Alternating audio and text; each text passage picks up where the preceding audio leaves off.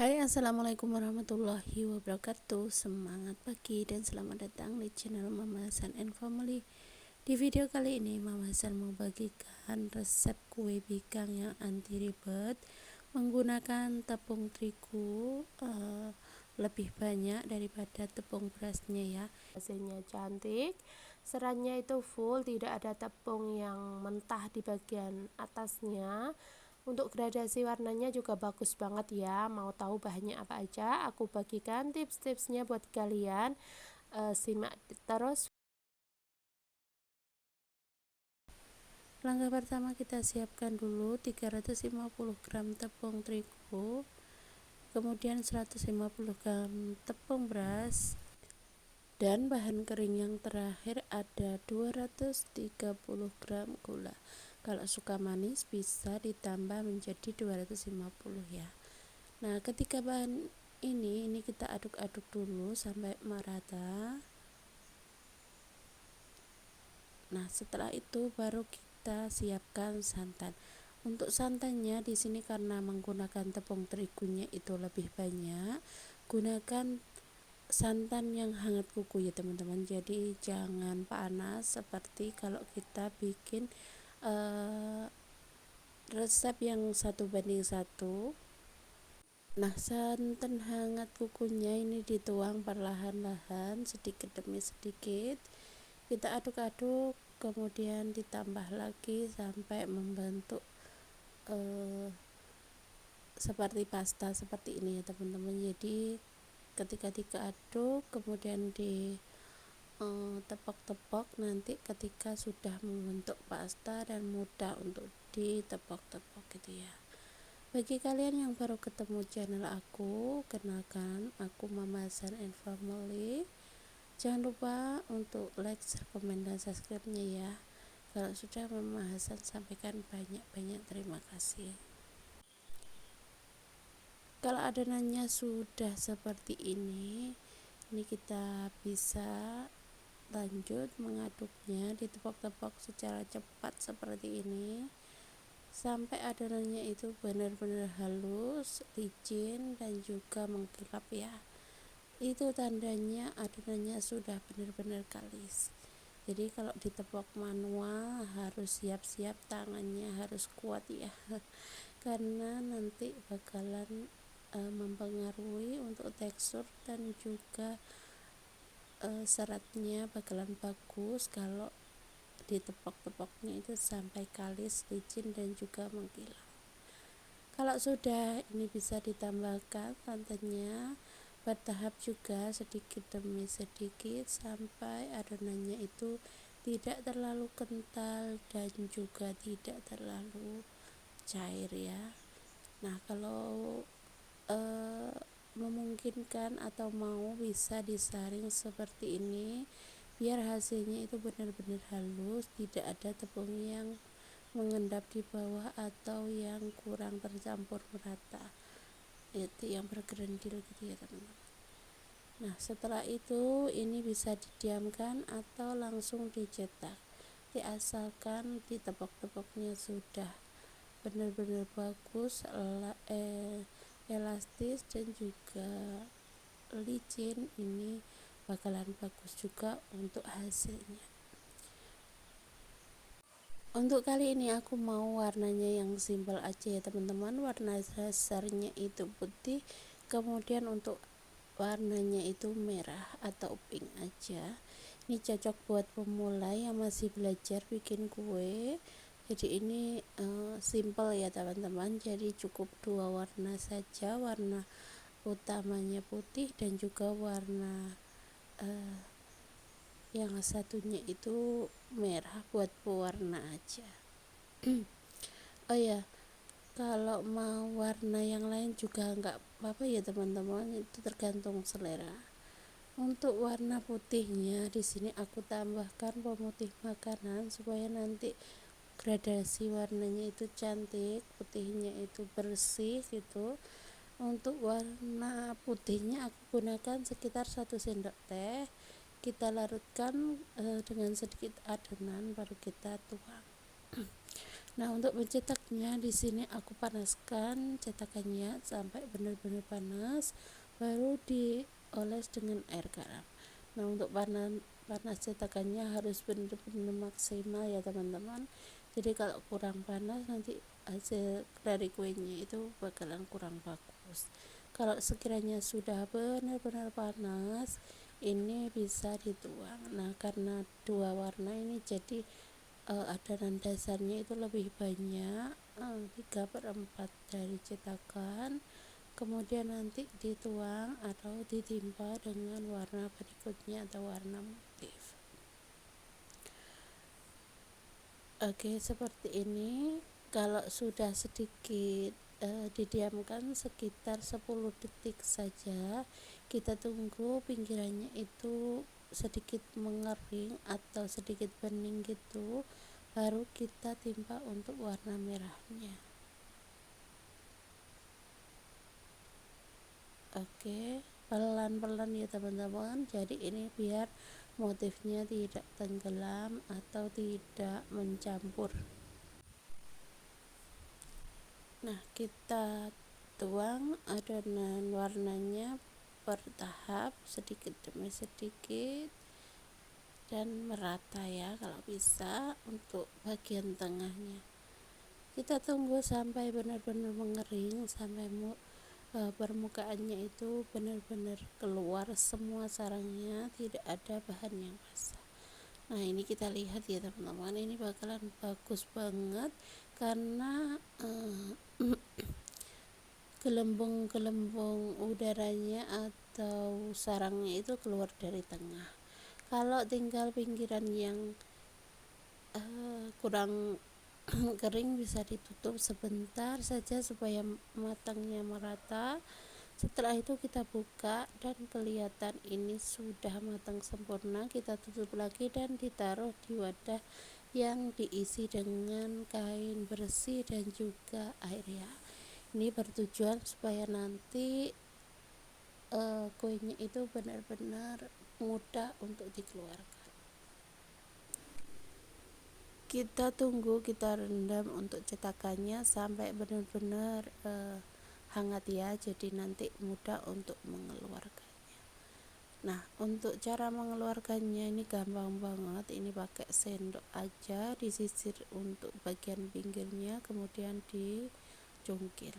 Nah, ini dia hasilnya, cakep banget. Untuk bagian belakangnya itu tidak gosong, mulus, glowing ya. Jadi meskipun cetakannya itu dipanaskan benar-benar panas sampai hitam seperti itu, tapi asalkan dituangnya pas adonannya pas cetakannya sudah benar-benar panas, nanti bakalan cepat untuk proses pematangannya. Untuk bagian permukaannya juga matang sempurna gitu ya. Jadi bersarang dan tidaknya kue bikang itu bukan dari obat atau pengembang yang lain, dari cetakannya yang panasnya stabil ya. Oke, ini sudah aku sepil atau sudah aku cungkil semuanya, baru ini kita rekahkan. Nah, untuk merekahkannya seperti biasa kita gunakan tutup botol, kemudian kita rekahkan seperti ini. Hasilnya cantik banget, putihnya itu putih bersih dan juga warna merahnya itu juga cakep banget ya. Nggak terlalu ngejreng, soft, halus untuk warna merahnya. Nah, ini kita rekahkan semuanya. Untuk hasil seratnya itu juga cantik banget, halus, kecil-kecil dan juga rapat. Nah, gimana teman-teman, resep kali ini mudah banget ya. Kalau kalian suka dengan resepnya, jangan lupa untuk like, share, komen, dan subscribe-nya ya. Kalau sudah memesan, sampaikan banyak-banyak terima kasih. Kalau kalian suka tekstur yang lebih empuk dan juga lembut, kalian gunakan tepung terigunya full ya.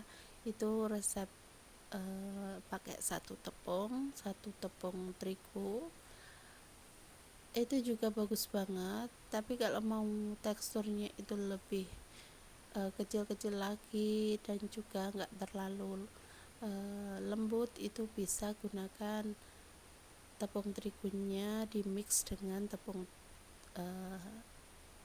beras seperti ini ya teman-teman.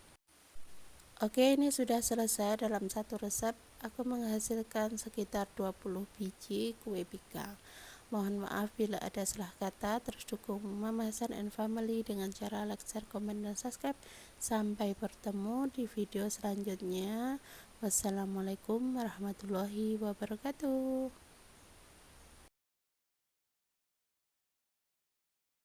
Oke, ini sudah aku rebus dulu 3 liter santan yang aku tambahkan dengan garam dan juga air pandan ya.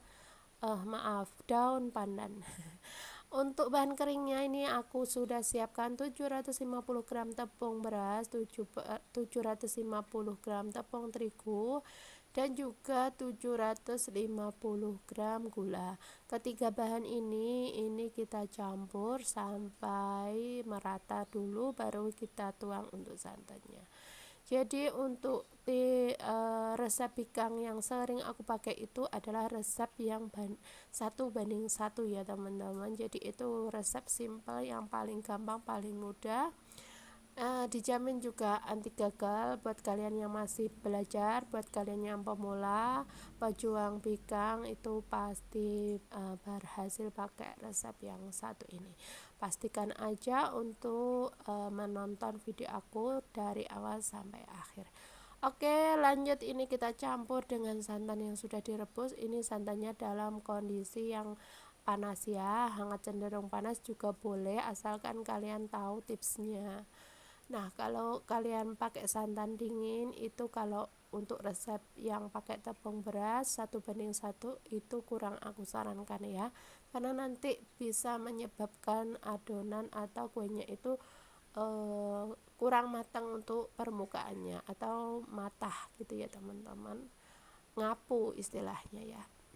Oke, ini kita campur semuanya sampai membentuk pasta, sampai bisa di mixer ya. Nanti tujuannya supaya nggak berat kerja mixernya, kita juga nggak repot atau nggak pegel nepek-nepeknya, ngaduk-ngaduk untuk kue bikangnya.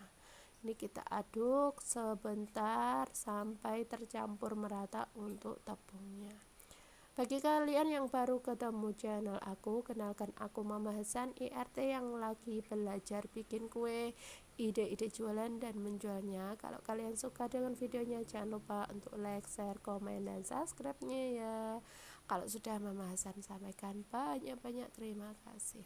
Nah, untuk konsistensi adonannya sebelum di mixer seperti ini, nggak terlalu kental dan juga nggak terlalu cair ya. Kita tambahkan lagi, ini masih ada tepung-tepung yang kering, ini sampai bisa dibentuk atau di mixer. Lanjut, ini kita mixer, kita aduk-aduk sampai benar-benar licin adonannya. Kemudian bisa ditambahkan untuk sisa santannya. Nah, tipsnya biar tidak muncrat kemana-mana, ini nuang adonan atau nuang santannya di bagian sebelah kiri dan mixernya di sebelah kanan ya. Jadi nggak kena langsung ke mixernya, jadi nanti nggak muncrat kemana-mana untuk adonannya. Nah, ini kita campur, kita aduk pakai mixer sampai benar-benar kalis, licin, dan juga cantik banget nanti untuk seratnya. Ini tujuannya supaya gelembung udara itu bisa nanti membentuk sarang ya teman-teman, nanti bisa cantik untuk hasil kue bikangnya. Nah, ini kita tuang untuk sisa santannya sampai tercampur merata untuk semuanya. Oke, ini sudah selesai. Ini mixernya aku matikan, kemudian disisir untuk pinggir-pinggirannya supaya nanti tidak ada bahan atau tepung yang mengendap di bawah. Nah, seperti ini ya teman-teman. Kemudian ditambahkan sisa santannya. Oke, seperti ini. Nah, untuk adonan bikang sendiri itu bisa didiamkan dulu ya sebelum dicetak. Tapi bagi kalian yang keburu-buru atau nggak mau repot nunggu, itu biasanya bisa langsung dicetak, hasilnya juga bagus. Cuman menurut aku sih kalau membuat kue bikang itu kalau didiamkan 1 jam atau 30 menit itu bakalan lebih sempurna lagi. Untuk serat-seratnya juga lebih bagus lagi. Ini tergantung selera dan waktu kalian ya. Kalau kalian keburu-buru mau di uber-uber orderan, bisa banget langsung dicetak. Oke, lanjut, ini kita kasih warna. Untuk warna sesuaikan aja dengan selera kalian. Di sini aku mau pakai warna oranye, kemudian warna hijau dan juga warna putih. Bagi kalian yang nggak mau repot pun bisa pakai satu warna ya, hasilnya juga cakep. Nah, ini tergantung dari permintaan konsumen juga. Jadi kalau mau buat sendiri, buat camilan sendiri, bisa warnanya bisa sesuaikan dengan selera kalian.